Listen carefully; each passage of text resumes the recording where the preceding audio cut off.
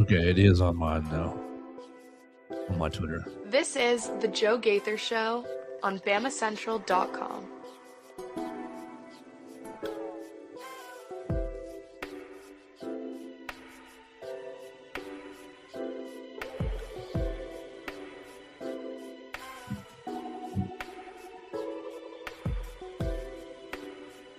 Good morning, Tuscaloosa.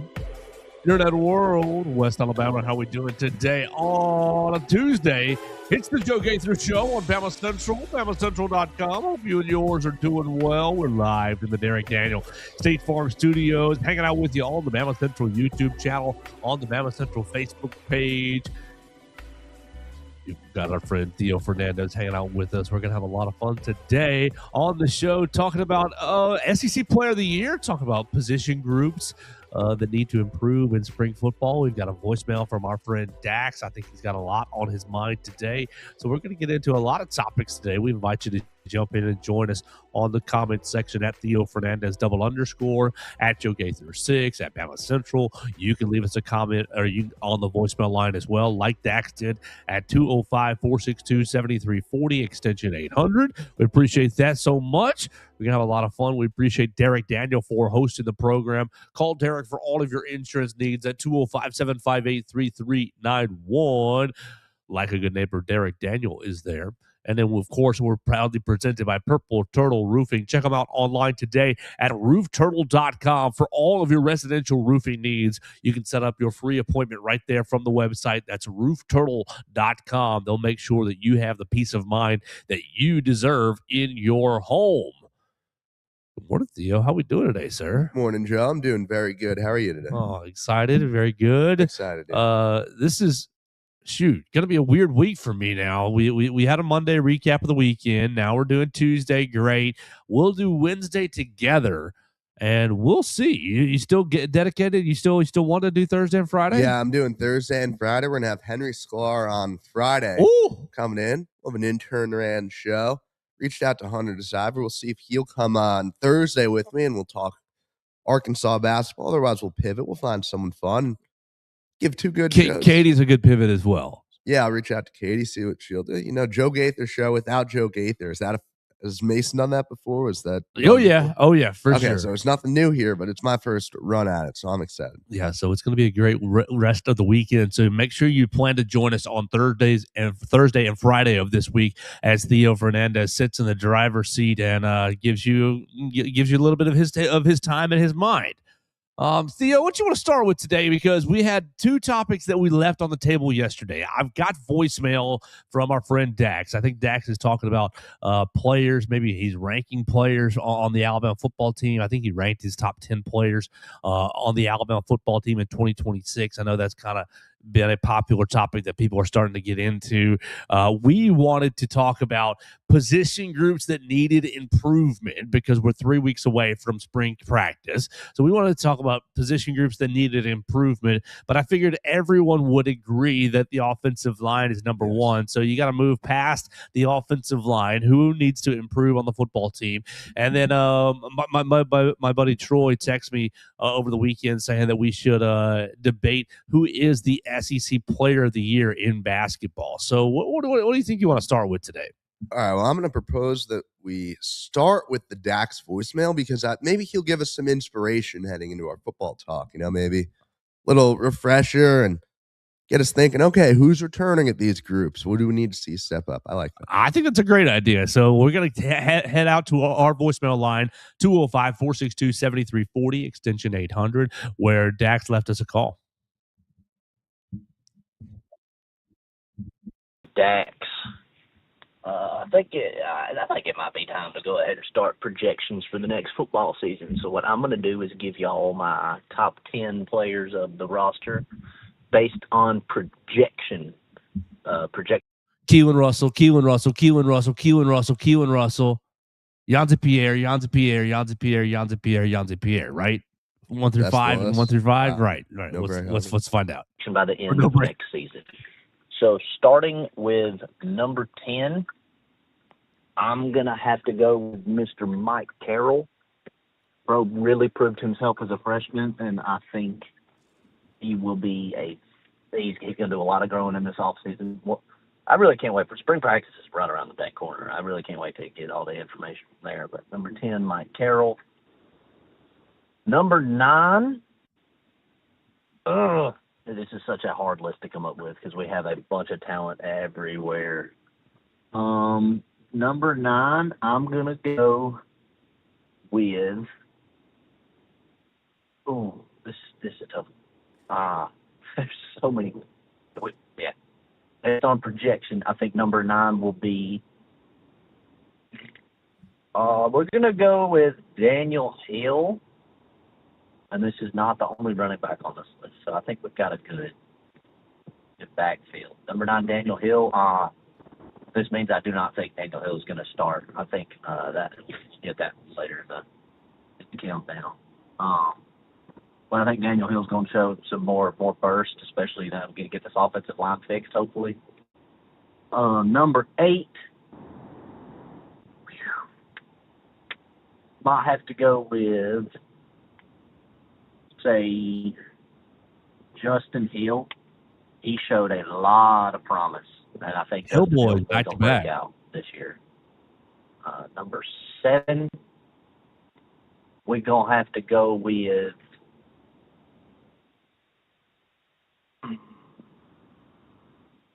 this. I'm doing this list off the top of the dome, so this is kind of difficult. Number 7, let's see. Ryan Williams. Let's start I'm guessing. going to go with Mr. Rayson Delgado. Rayson Delgado. That stat, I don't care where you're playing at, 1,300 plus snaps and only 1 sack is ridiculous. It don't matter if you're playing middle school ball or NFL. 1,300 snaps, 1,300 plus 1 sack is insane. Just based on that stat, Grayson's going to go ahead and get slotted in at number 7. Number 6, we're going to go with good old Lottie Brooks. Honestly, Lottie might end up being higher on this list by the end of the year, but I mean, we're getting near the real tippy top of this list, so it's going to get real conjunction. Number 5, we're going to go with Mr. A.K. Deer. A.K. showed a crazy amount of promise. I just wish our offensive line would have given him some holes, but I think A.K. Deer is going to start and hold on to that job the rest of the year. I don't know about Xavier Crowell. I don't want to put any true freshmen on this list because. Oh, you signaling for me to pause it? What was that? Were you signaling for me to pause No, it? I'm doing the math in my head, trying to forecast. I'm just playing the game. 10, Michael Carroll. 9, Daniel Hill. 8, Justin Hill. 7, Rayson Delgado. 6, Lizzie Brooks. And 5, A.K. Deer. Let's keep going with Dax. We literally have zero idea how they're going to do. Although I think Xavier might take over the 2 spot by this year, but AK is going to hold that. And then they're at the number 5. No, number 4. You're on 4, Dax. There you go. Gotcha. Brett Hubbard. Oh, Keelan Russell. I'm projecting that Austin Mack is good enough to hold off Keelan Russell because of the competition factor. Although I do think that Keelan has one of the best heads on his shoulders that I've seen a recruit have in a very long time. So I think if Keelan doesn't get the starting job, Austin Mack is still going to be good enough for a one and done that Keelan's going to stay, and then we're going to get Keelan for 2 years. It's going to be amazing. So Keelan at Austin at number 4, just based on the fact that I think he's going to start the whole year. Number 3, Bray Hubbard. Bray's fantastic. Well, I don't have to give much reasoning. Number 2, Ryan's going to be. You'll be able to tell who number 1 is after this. Number 2, I'm going Xavier Brown. Dude is one of my favorite corners. Xavier Brown. That I've seen play at the University of Alabama in a long time. Xavier is always at the ball and always making good plays. Xavier's fantastic. And number 1, we're going to Mr. Sophomore Slump, Ryan Williams. This dude is going. Well, I ran out of time, so here's finishing Ryan Williams' point. Ryan Williams is going to have an amazing junior season. He is the through every Alabama receiver in the history of Alabama football, Ryan is 5th in total yards in his first 2 years. I think 5th in yards and receptions all time in his first 2 years. And he had a sophomore slump.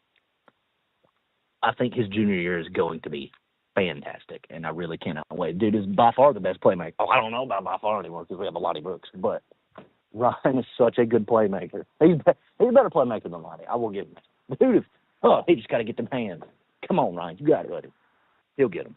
I know he'll get it worked out. But, yeah, that's my top 10 players based on projection by the end of the season. So hope y'all have a good day. And Roll Tide, feel free to do whatever you want with this list. Yeah, another 30 seconds. Okay, third voicemail. I don't know how I made it through that top 10 without listing Yonze Pierre. So to Yonze Pierre and family, I sincerely apologize.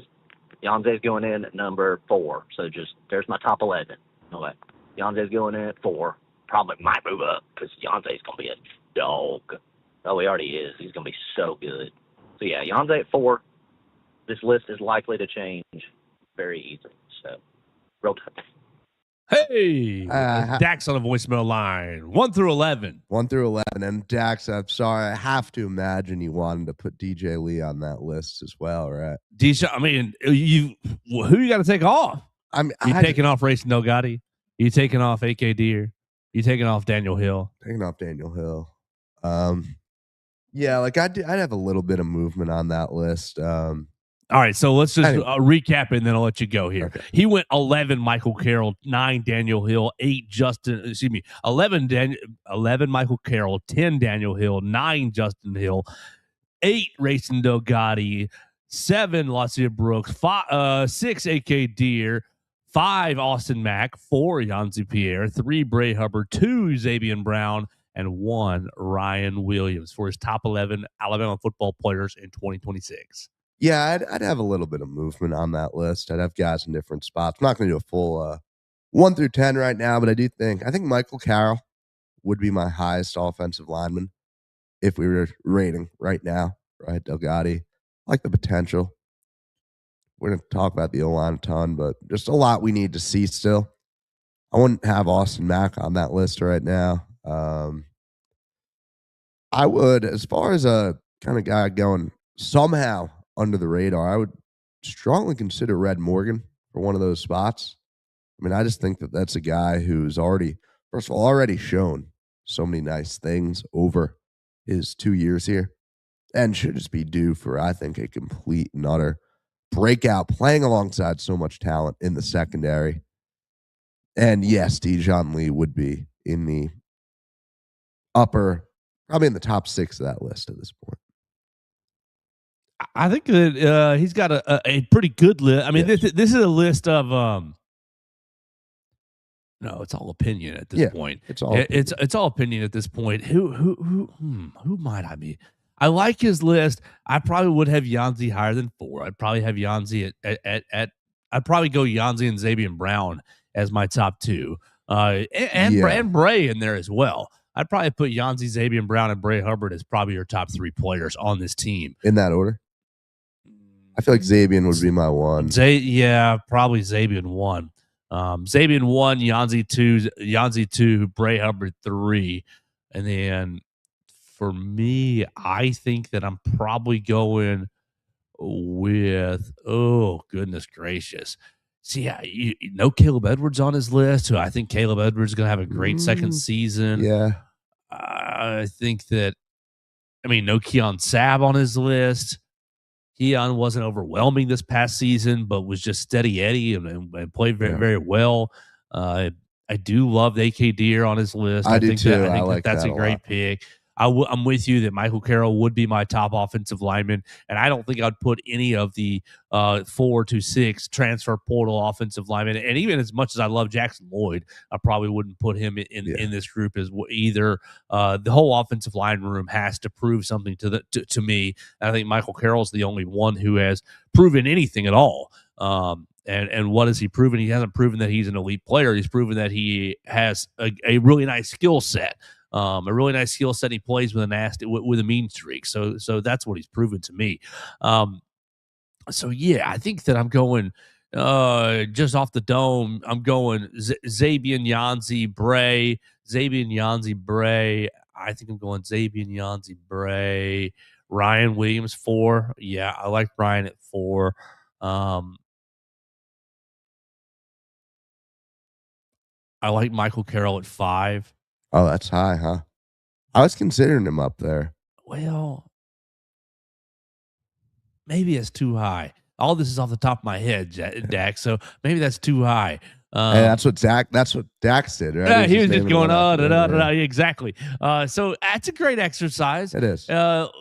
You want to move in from that exercise into really the topic we teased yesterday. Yeah, I What like position groups need to improve the most this spring practice? And everybody's all probably going to be in agreement that it is the offensive line. So let's take the offensive line out of it. Theo, spring practice that starts in 3 weeks. What position group, minus the offensive line, needs to improve the most ahead of the 2026 season?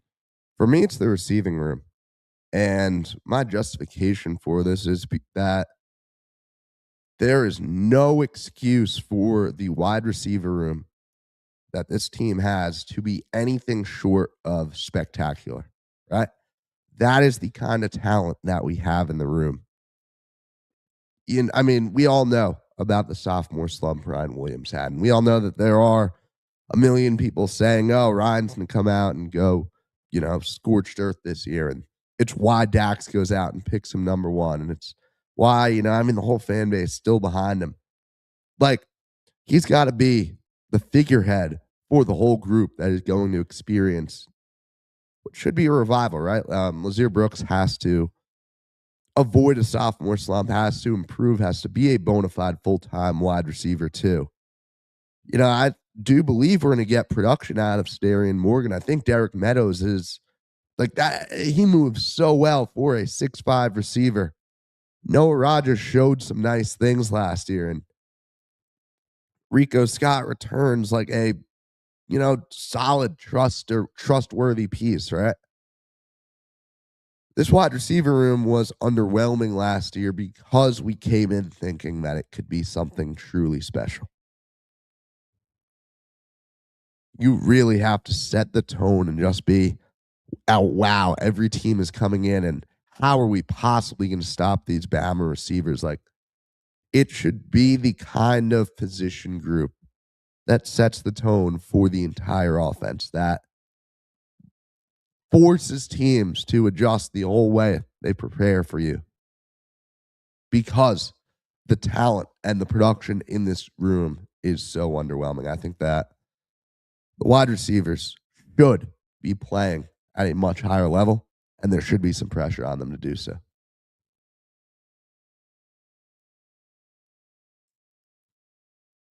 All right, I got it. I'm going 1 Yanzi, 2 Zabian Brown, 3 Bray Hubbard, 4 Ryan Williams, 5 Dijon Lee, 6 Keon Sabb, 7 Lazier Brooks, 8 A.K. Deer, 9 London Simmons, and I'm going 10 Caleb Edwards. I like the London Simmons pick. Yeah, that's what I'm going with. And I agree with you. The wide receivers are a great pick because the wide receivers were so flashy last year at some points, but just so inconsistent, sporadic in the fact that, oh, wow, you're going to make a really, really nice hands catch and a really nice play down the field. And then, oh, you're just going to drop a pass. And it wasn't just you, as in you, Ryan Williams. I'd say Horton dropped passes. Jeremy didn't as much, but you still struggle with drops throughout the entire wide receiver room and pass catcher room, not just really the wide receivers, but everybody who caught passes last year. But specifically to me, the biggest area that I thought they struggled with was catching with their hands, but blocking. They were some of the most punani blocking unit in the world. And we get on the offensive line, and the offensive line rightfully got its criticism last season. But you had some pretty atrocious blocking from the wide receiver room last year, really throughout. I think Jeremy was a good blocker. I don't think Ryan was a good blocker. Isaiah Horton was a very bad blocker, in my opinion. I think Lazier Brooks tried, but was undersized. So, like as a whole, the position group underwhelmed me in the run blocking, and you can just take it an old football saying, no block, no rock. I mean, I think that is an area that this unit can really, really improve. And if you want to help your running back and your running game and your quarterback in general, then block down the field, get in there in the run game, crack blocks and stock blocks down the field. I think that's an area that they really struggled with last year. I just think the wide receiver room was so inconsistent, where it's high highs were, oh wow, this group could be, wow, 3 touchdowns against Auburn in the red zone. Isaiah Horton, wow, you really are a monster. Lazier Brooks, you're going to make some of these wild catches and some of these clutch plays in critical moments. Wow, you could be a superstar. But then in other moments, Lazier had moments where he faded away. Ryan was in and out of being good. Jeremy was the only one that played with any sort of consistency. Yeah. And I don't really think that Jeremy quite had the elite factor. He played the really, really good, a really good player factor. I think he was a really good player, but I don't think he was an elite, like, oh, we have to game plan for this guy. Like Ryan Williams' talent really is. And so I think the Alabama's wide receiver room really underwhelmed last year. Yeah, I agree. Absolutely. And think about where the offense would have been last year, even with all the problems and the million different, the offensive line and where's the run game and the deep ball can't. Like, what if the receiver room was just performing at a consistently elite level? How different would that offense have looked? How much, it's a trickle down effect from the top, right? That transcends everything. That completely alters your whole offense and our outlook on it. Like, we're talking about last season, I think, differently if the receiver room played the way that people were saying they could have in the beginning of the year. Yeah, didn't track the ball very well down the field. I know Ty struggled with accuracy down the field, a little long, a little short here and there.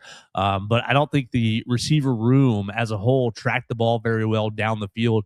And Theo, can you think of any 50-50 ball that the wide receivers came down with last year in any game? Now, I know we're throwing you on the spot, and I'm throwing myself on the spot, but I'm sitting here Tuesday morning, February 17th, thinking to myself, Isaiah Horton had a couple of catches where he went up and made a catch kind of above the defense.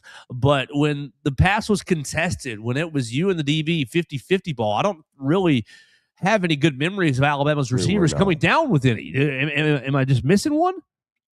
Yeah, like I'm trying to think of, especially in a big moment where it happens. I mean, Ryan in the SEC championship game, you had a ball into the end zone that you could have caught, that the Georgia DB was, in your bubble, in your grill, and it went through your hands and dropped. It was in the end zone. Isaiah Horton made a handful of these over-the-shoulder catches down the sideline that were kind of rail balls down the sideline, but none where it was, hey, it's you and me. Yeah, I'm trying to think, but I don't really think that there are any. I guess, in that Georgia game, the first Georgia game in Athens, you had several catches where you caught passes and you secured the pass before taking a big hit. There were a couple guys that took big hits. But even Ryan, by the end of the season, I had a play in the Rose Bowl where he had stuff like that. It's not like he didn't have toughness necessarily in the group. But as far as balls in the air, contested catch, I'm coming down with it. Nope. Yeah, I don't really think that I have any memories from last season where that happened. Cedarian Morgan's got to Cedarian Morgan, that narrative. That's right. That's right. And Derek Meadows. And I think it's pretty fascinating how this coaching staff really liked the big-bodied wide receiver. You got Isaiah Horton last year. You ended up with Derek Meadows as a true freshman. You kept Caleb Odom in your initial recruiting class, but you moved into wide receiver basically straight away. You're kind of out there looking for your next Rome Odunze, basically. Yeah. Always their Rome Odunze that they had at Washington. I'm really excited about Cedarian Morgan. You heard you heard the offensive coordinator basically going out there a couple weeks ago and saying that he and EJ Crowell were really, really impressive. It's going to be tough to keep those guys off the field. No, it absolutely will, especially. That's what Ryan Grubb said. Okay, that's a direct quote. Yeah. It's gonna be tough to keep those guys off the field. Okay. Yeah, and Noted. we've seen obviously these freshman receivers produce at insanely high clips each of the last 2 years, right? And Ryan and Lazier. Why not a third year, right? You'd fully expect it. And I'll tell you, I've been high on Meadows since day one. I remember I was almost expecting him coming into the season to play the role on the team that Brooks did, right? I think Brooks slid a little under the radar for me, but I like Derek Meadows a lot. I mean, this guy, maybe I'll pull it in, try to retweet it up to the top of my feed. Just the way he was moving at the practices out in LA. Like, I'm just looking at this. And I'm like, man, this guy has a future on this team. This guy is 6'5". I forget what he weighs. I forget what he's up to now. But he's going to continue to bulk up, add mass. And, man, he just moves well. And I want to see him go up and jump for some balls. And I want to see him just outsize the defenders. And I think that Meadows could be a very, very big piece as soon as next year for this team.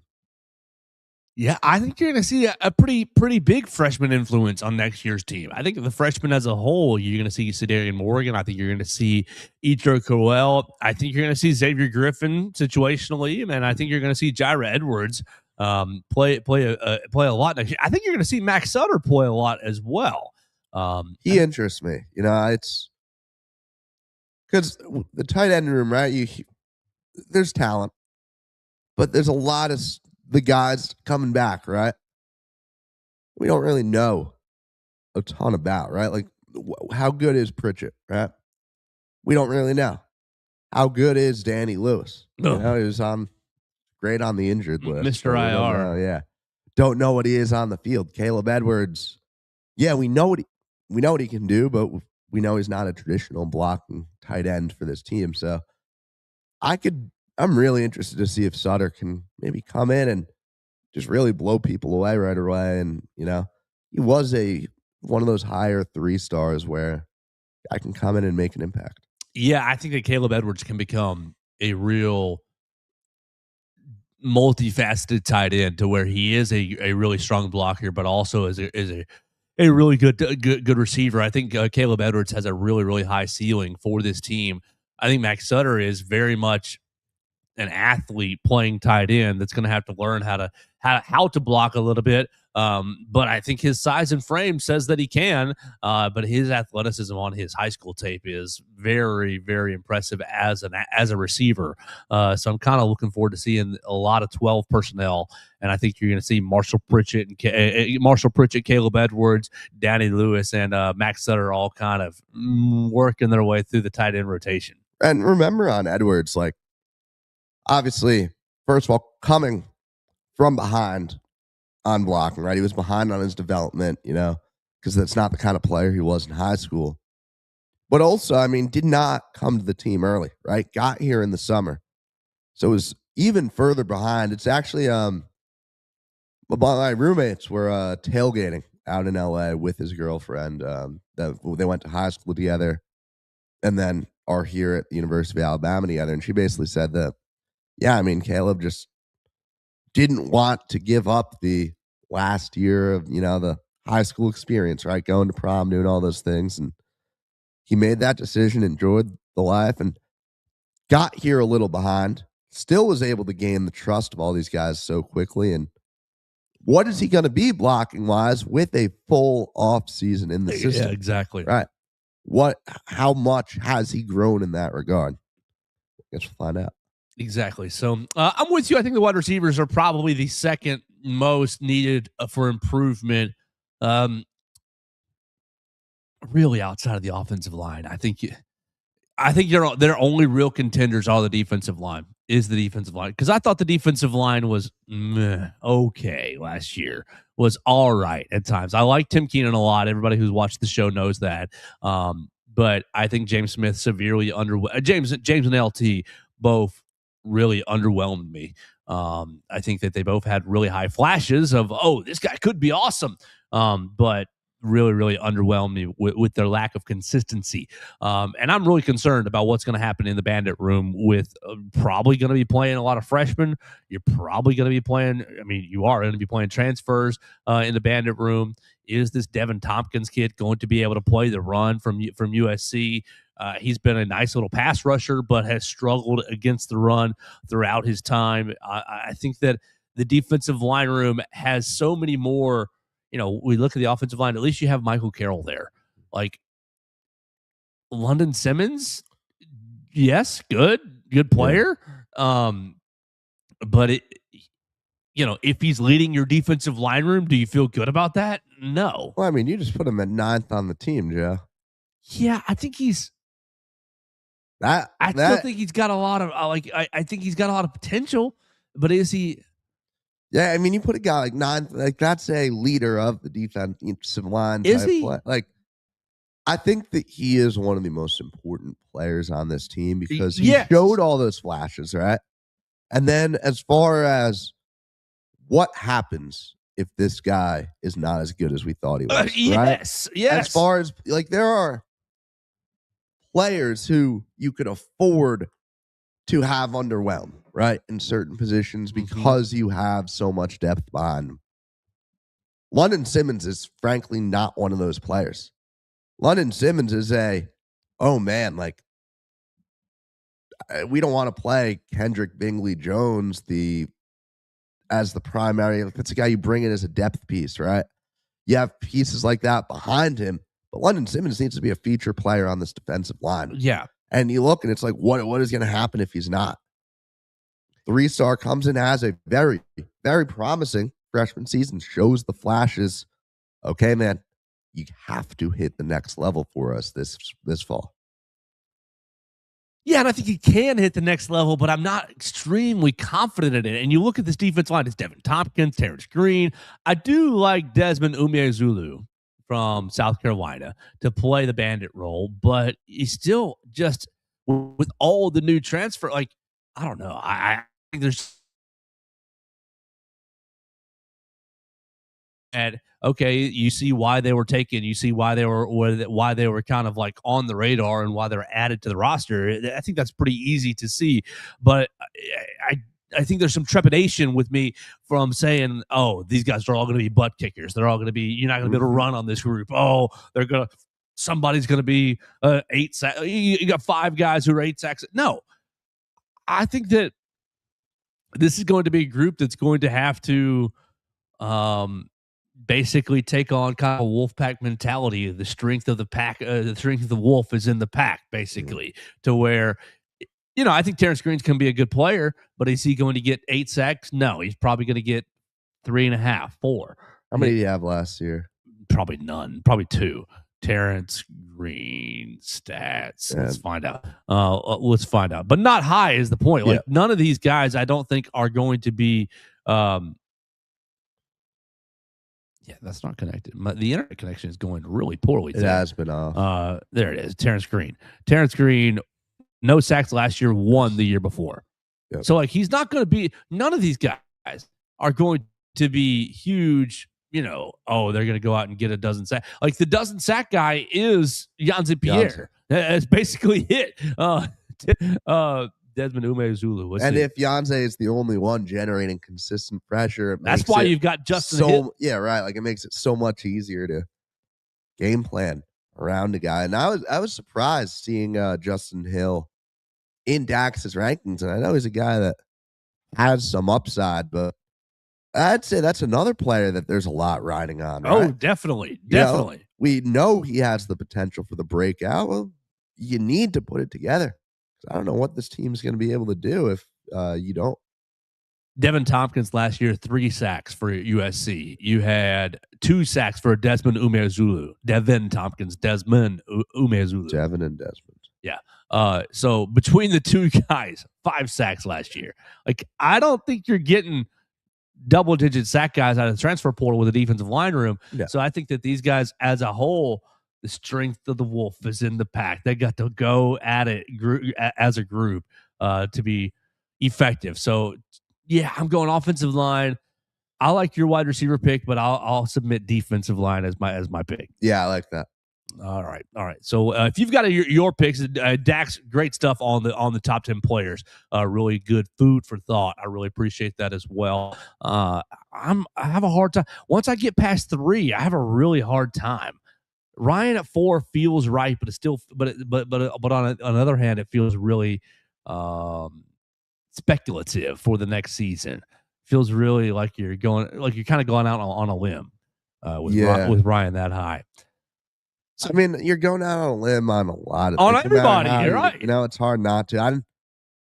Just as far as guys that I absolutely trust, that I think, yeah, this guy will come out and play consistent football. Like, I'm going to divert us back to Red Morgan. Like, that is a guy who's shown consistently that, yeah, like the team can give me a role, give me a variety of different things, and they can trust me to fulfill it in a solid way. Like, that is the kind of player that I think is still valuable for this football team. Like, yeah, I'm just looking through the positions. Like, I wouldn't take any of the inside linebackers. I don't quite feel strong enough yet about Justin Hill. I think there's just a siren, like a beeping back there. Yeah. I definitely am not taking any of these transfer linemen. I would go Ryan and Lazier both in there. And I'm going to abstain from listing a quarterback for now. Yeah, what's it say?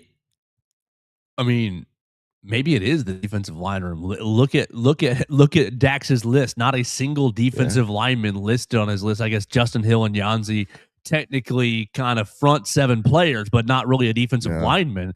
And I didn't have a single. I had London at 9, and I don't really feel great about that. I don't really feel great past your group of 7. Past 7 with Keon Sabb, Lazier Brooks, and Dijon Lee at 5, 6, and 7. I don't feel very good past 7 for who's 8? Is it Keelan Russell, Austin Mack? Maybe. Is it any of these inside linebackers? Maybe. Is it Terrence Green? Maybe. Like, I don't really feel good about anybody past 7. It's funny, like that. I mean, we're obviously so early into the offseason. Sure. But we can still feel that, that cloud that is the QB controversy, the QB race, like starting to form above us because, I mean, that's going to overshadow so much of this. And the fact of the matter is, like, I think there can be either one of these QBs, whoever wins the job, which we'll talk about. I think we're going to have a lot of fun talks there because I do believe that we are in the camps of different guys right now. And I think we'll both make cases for why one of the QBs can be one of those top 10 players. But that will determine so much about this team. And, man, it's going to be a lot of fun to talk about. Absolutely.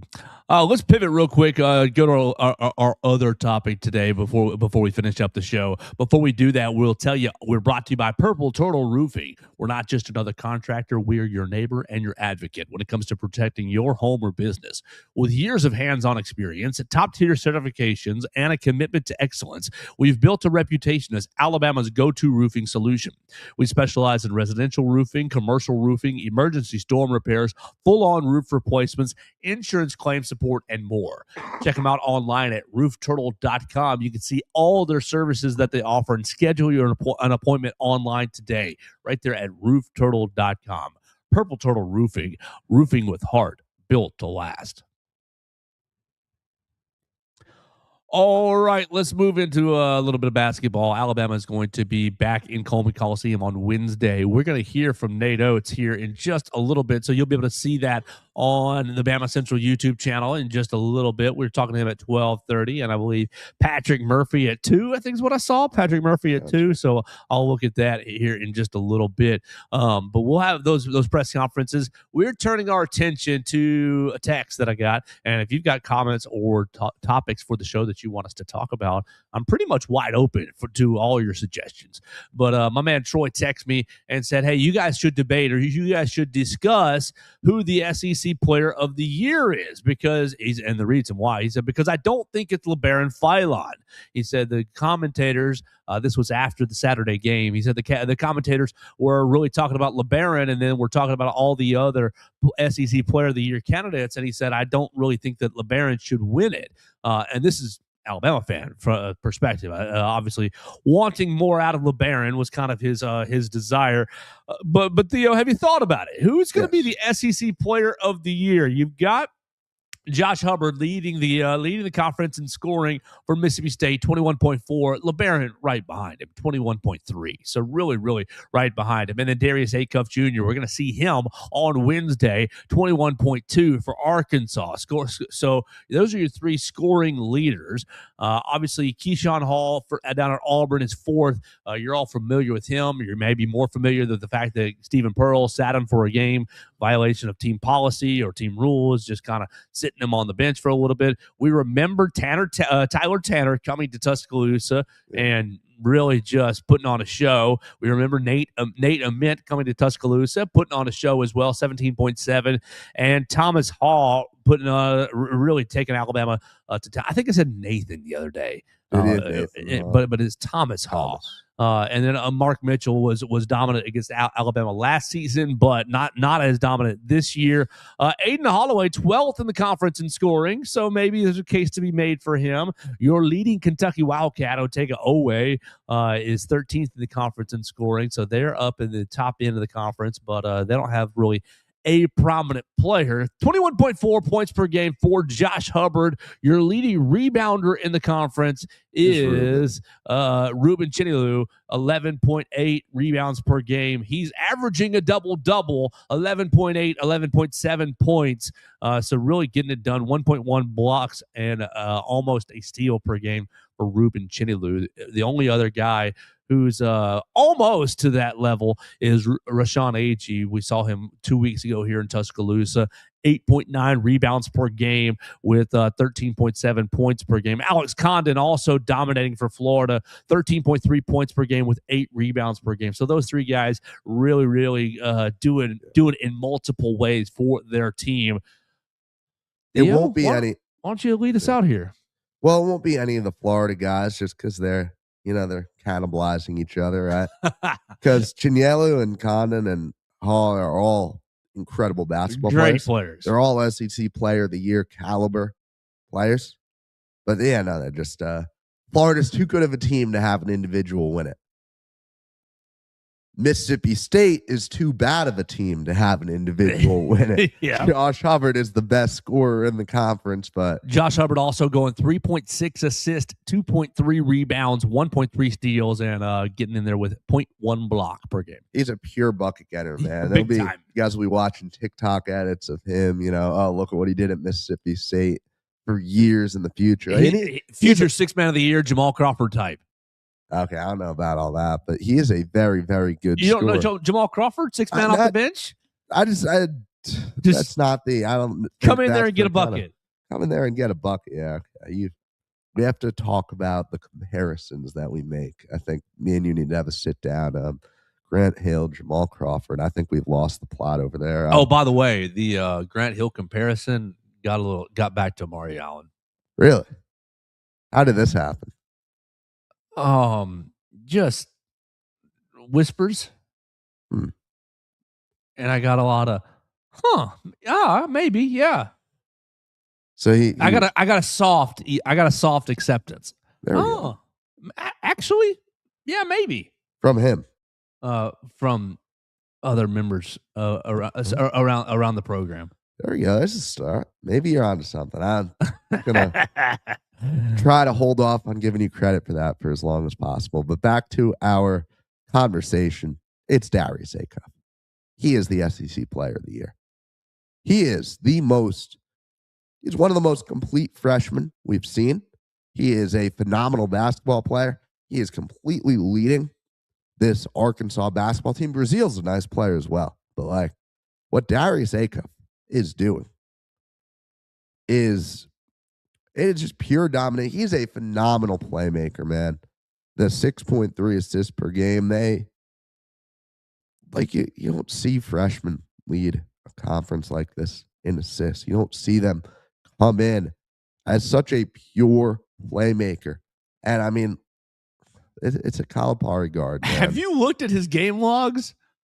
No, I have not. This is insane. Yeah, the just last read off handful the of game numbers. logs: 31, 28 points, 31, 28, 24, 22, 21, 31. The last time he scored fewer than 20 points was January 20. So it's been about a month. 2, 4, 6 straight games of over 20 points for Darius Acuff. Absolutely insane. 17 against Vanderbilt. Okay, but down night. 20 against Georgia, 18 against South Carolina. Who cares? You don't need. Yeah. They beat South Carolina 108-74. Okay. 19 against Auburn in a loss, 26 against at Ole Miss, 29 at Tennessee. So that's his conference scoring. 29, 26, 19, 18, 20, 17, 31, 21, 22, 24, 28, 31 points in conference play. And now, assists. Go scroll over just a little bit.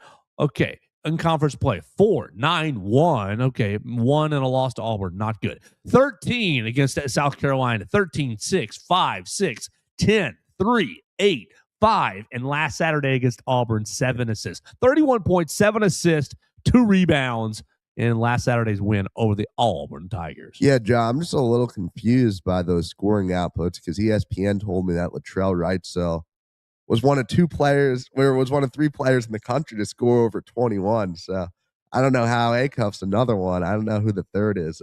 That's crazy. Yeah, I don't know. ESPN, for those of you who didn't see it, in their like top 25 reaction, they published one stat for every team, and they said that Wrightsell was one of 3 players in the country with 21 points in multiple games. You guys do the math on that one. The worldwide leader of sports, ladies and gentlemen. This is who is leading our coverage. Back to the debate, like LeBaron Philon just does not. He's not leaves asserting stuff himself to be desired. Yes. And I've talked about how obscenely frustrated I've gotten It's watching the most him. casual 21.3 points per game there could be. Watching him just, settle for an average 3. The shot selection just isn't there. And I've been doing some thinking, and I did a video yesterday for the site talking about Aiden Holloway's career development and thinking about what you said, Joe, about is Aiden Holloway the better facilitator of this offense than LeBaron Philon? Just the fact that because I don't know, I see both sides to it. Just the fact that there's a really clear, there's a really open argument there. LeBaron Philon isn't your SEC Player of the Year. He's an all-SEC first-team selection. He is a wooden watch list, name on the back half of that list, but still on the list. He's not your SEC Player of the Year. I just think that what Acuff is doing completely it outshines him. And Acuff's a phenomenal basketball player. It's not like that's a real knock against Philon because there's plenty to knock on Philon's play style, right? Philon. Acuff is just such a near flawless player, man. It's crazy that he's a freshman. I don't think that any of these names even come particularly close to what he's doing. The only name that I'm going to put close is Thomas Hall because of how good Florida has been. And he's been scoring 17.5, 6.3 rebounds, also 2 assists and a steal per game and almost 1 block per game. That's the only one I will submit, but I will I won't argue for him hard over Darius Acuff. I almost think I like Chinny Lou averaging a double-double. I almost think and being Chinny a defensive, he is such a defensive force. He would be the guy that if I was going to give it to someone else, it would be him. So what Thomas Hall does is very valuable, but I almost feel like his production would be easier to replace for Florida than what Rubin is doing right now. I mean, averaging 12 rebounds per game, second on that list is 9? Yeah, so I just think that Philon will make the first team as long as he continues doing this, but Darius Acuff, SEC Player of the Year. Hey, if Philon wants to change that, you got an opportunity. Go head to head. Give us a shootout to talk about for the rest of the season on Wednesday. go toe-to-toe and come out on top, and then maybe we can have a different conversation. Well, Coach Oates challenged LeBaron Filan's defense about a week ago, so Wednesday will be a great opportunity for him to rise to that challenge and meet it and put on a good show head-to-head against Darius Aiko. We're going to get out of here for the day. We're going over to talk to Nate Oates here in just a little bit, and we're going to go talk to Patrick Murphy. They'll both be available on the BamaCentral YouTube channel. We appreciate everybody who's watched the show today, who's listened to the show today on Apple Podcast, Amazon, Spotify, wherever you get your podcast. You can find the Joe Gaither Show on BamaCentral. We appreciate you for subscribing, rating, reviewing the show, sending us a voicemail, leave us a comment. You can find the show wherever you get your podcast, and we will talk to you again tomorrow right here on the Joe Gaither Show on BamaCentral, BamaCentral.com.